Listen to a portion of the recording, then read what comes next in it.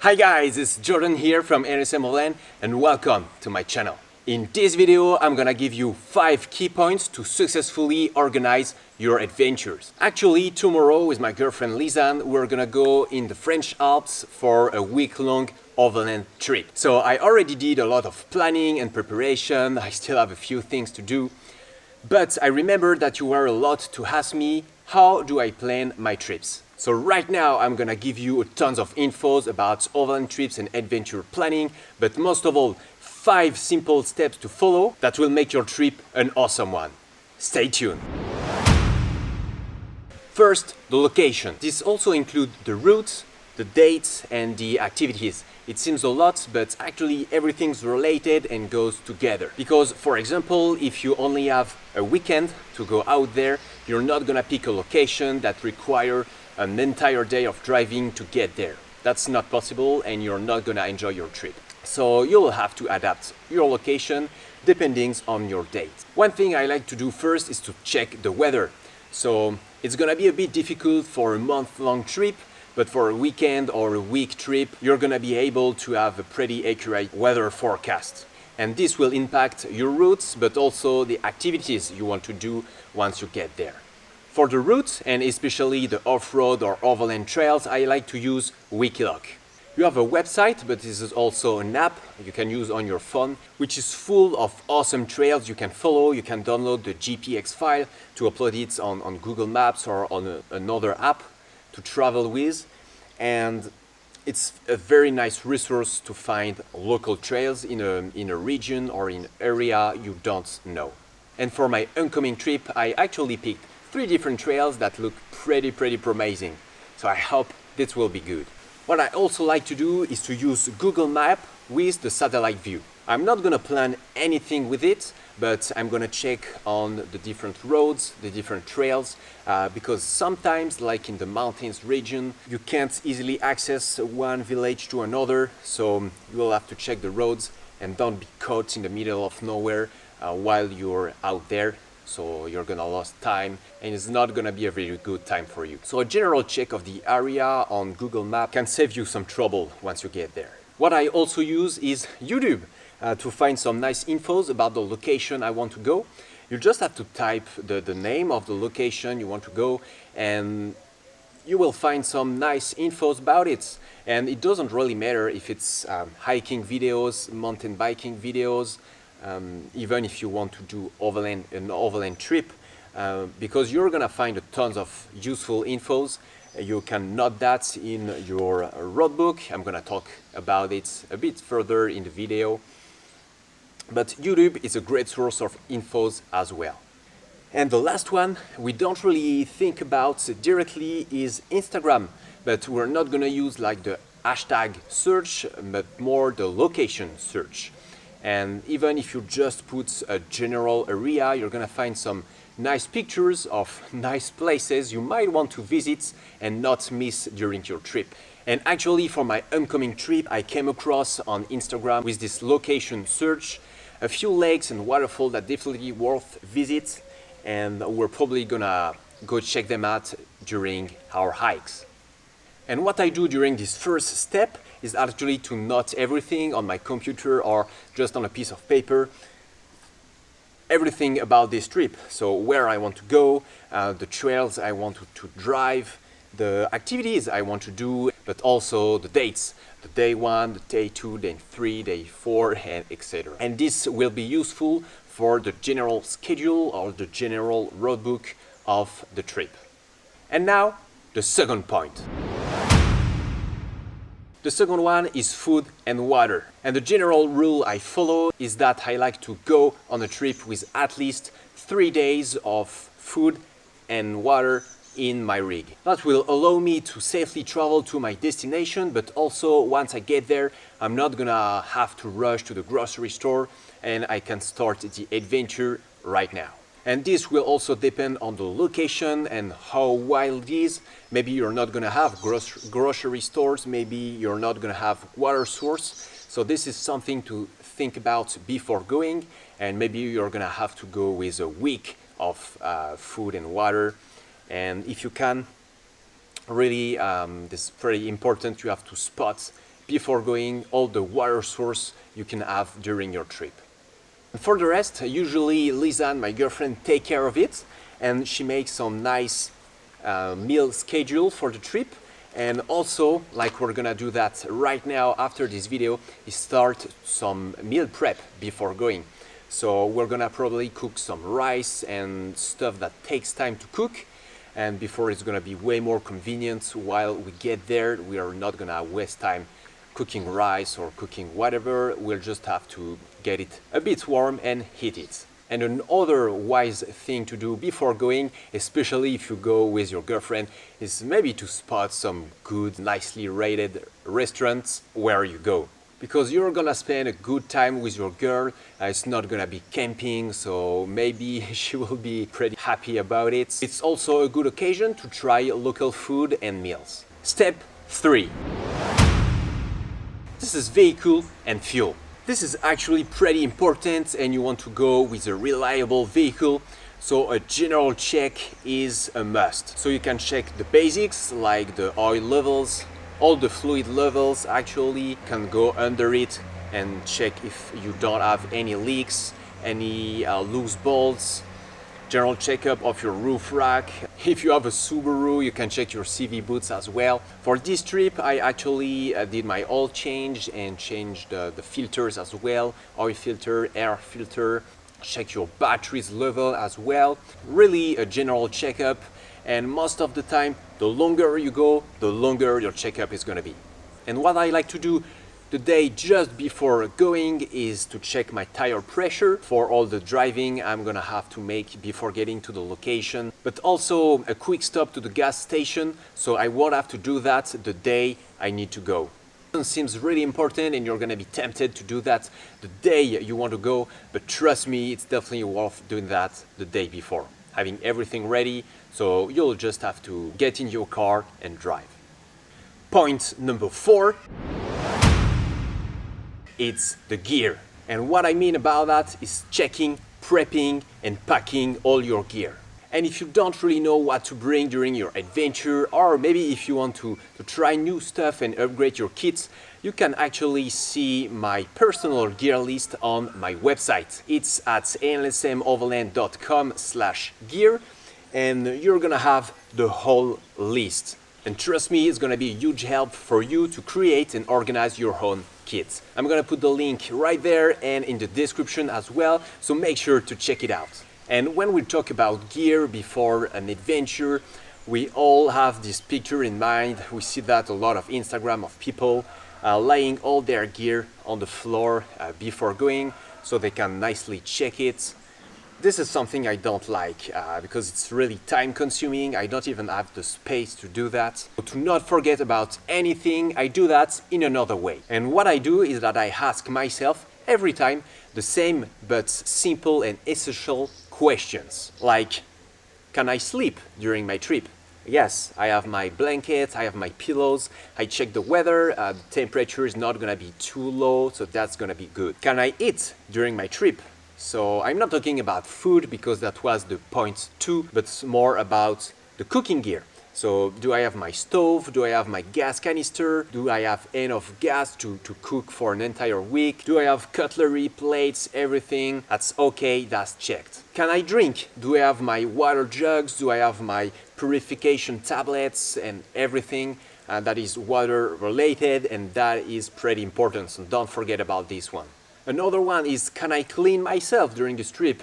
With Lizanne, we take this pretty seriously, so do I have my shower kit? I have just a basic kit with everything in it, but yep, there's everything in it and it's really easy to forget. So yep, I have my shower kit, I have towels, I have my toothbrush and everything. That's really important as well. If something wrong happened, can I fix my rig? So yes, I have my tools, I have my jack, I have everything. That's okay, that's checked. So that's the basics. But what I recommend you is to ask yourself, maybe you're gonna have personal question. Like for me, as a YouTube creator, I film all my adventures to share them with you. Can I film my adventure? Do I have all my cameras? Do I have my drone, SD cards? I have all the accessories for the action cam. This is a question I ask myself before going. And for you, it can be something else. I'm thinking especially people with health conditions. Some people have to bring some kind of respirator during the night. So do I have my respirator? Or for people who have pets, puppy, and you can ask the same question, but for your puppy, do I have everything for my puppy to sleep, to eat, to drink? So the first question were pretty basics and are for everyone. You can note them and use them, but you will have also to ask yourself your own questions. And that way, I've never forgot anything in all my trips. So that's a pretty good way to do it. And the fifth and last point is actually to share your plans, share your route. And that's for two main reasons. First of all, that will be a good opportunity to meet people on the way, to go with some friends and with new friends during this trip. It always adds a new dimension to the trip, and sometimes it's make it even better. Like for example, on our way back of the incoming trip, I'm gonna meet one of my patrons. He's from Germany, but he's gonna spend some holidays in France, and that's gonna be on our road. So that's perfect, and finally I'm gonna be able to meet him, and I can't wait for it. So that's pretty awesome. And another reason you have to share your plans, your routes, and your dates is for safety reasons. So I really suggest you to share your trip with people you can trust, like your family or best friends. And even if they don't follow your trip day after day, you can tell them, okay, I will be back home at this particular date. And if you're not, they will start asking questions, maybe try to call you and see if anything's wrong. So that's also pretty important. And that's it for the 5 key points that are gonna help you to nicely organize your trip. And once you get through all these key points, what you can do is make yourself a road book or a schedule, call it whatever you like, just what I did for our incoming trip. So yeah, it's gonna be different if it's a weekend trip, a week trip, or a month trip. And I'm gonna show you the 2 examples because this is my road book for our week trip, and this is the road book we use for our 4-month overland trip. Let's have a look. So this is my road book for our incoming 1 week long trip, and as you can see, I have all the days of the week. So on Monday, it's in French, but I'm gonna translate it to you. On Monday, we're gonna just drive and get to the place. Then on Tuesday, we're gonna have a Wikiloc track. I've put the name here so I won't forget about it. On Wednesday, we're gonna have a hike, and here you can see that I've added the name of the hike and how to get to the hike with some more infos about it. I also put a link here with even more infos about this hike, and you can do that for everything. And obviously a link on paper is not really good, I can't click on it. So I also have this on my phone. And remember that maybe you're not gonna have a service where you are in the middle of the mountain or in the desert. So the more info you can put on paper without needed any service, that's better. So it's pretty detailed for this one. I'm not used to really detail it like this, but this is something I think we need with Lizanne to stay on schedule. On the other page, at the end of the roadbook, I also have all the essential things I need to do during the trip. So I have to film and take pictures of particular stuff, send a postcard to my brother, and if maybe we have more time or if we can do one thing, I have some more activities here. And now for a multiple months trip. And as you can see, the format is different and it's not gonna be as detailed as this. First, we got all the infos about the country, if wild camping is allowed, if you need any specific paperwork for our cat, if we needed specific things. We all have the embassy address and phone, some contacts if you have some in the country, and here some nice place to visit. As you can see, I also put some links so I can easily check them out if needed. For some places we also put some more infos about the location, just like I did for the hike. We also kept all the SIM cards of different countries so we can reuse them. And the first time we went, we got some nice address here, like for refill our gas. We have some good address, and if one day we go back here in Norway, we'll be able to refill our gas without any problem. So more nice place to visit. And this is how we did for our full-time overland trip. And it worked pretty well. And you can see a paper map here on the table, and actually I don't really use them for my trips. I have this one because this is my favorite place in France. This is where we are gonna go tomorrow with Lizanne, so I still have one, but usually I don't use them, and that's why I'm gonna share with you all the apps I use on my phone during my adventures, because this is the bad boy I use for navigation on all my trips. Let's have a look. So I have a little sub-menu with all my Overland apps, as you can read it on top. And the first one is Park for Night. So this is just a lot of nice camp spots you can find on the road. Then I got iOverlander, and there is not a lot of infos in France with this app, but it would have been pretty useful for our 2020 trip in Central Asia, Russia. It's full of good infos like garage, shop, parking lots, tons of useful infos you really want to have in a foreign country. Then you can see here View Ranger, and I'm gonna show you this one to you because it's the main app I use to navigate on the trails. So as you can see here, I've got a map. I always use like satellite view maps, and you can see there's a trail here in red. And what I do is a GPX file I found on Wikiloc, and I import on the View Ranger app. And that way I can just put my track, and when I'm driving I use the compass thing, and I will just have to follow the track. It's pretty simple, pretty useful. This is something you can do on Wikiloc, but this is a premium option, so you will have to pay to do that directly on Wikiloc. View Ranger is a pretty good app. You can also save your maps to have them offline. That's pretty useful, and this is what I use the most. Then there is Wikiloc, full of good tracks around where you live. Then we got Waze and Maps. So this is just for road, pavement, highway driving.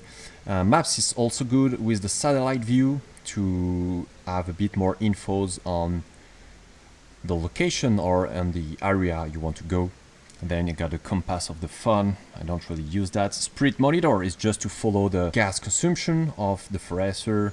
I fill it every time I fill up the tank. And then Maps.me and Soviet military maps. This is some offline maps application. The app I use the most are View Ranger, Wikiloc, Park for Night, and Maps.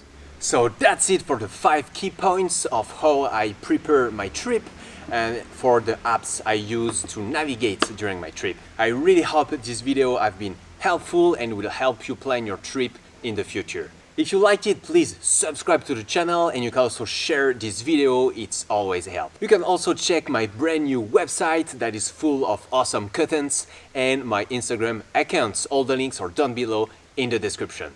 And if you want to support ANSM Overland in another way, I also have a Patreon page. So thank you guys for watching, and see you next week.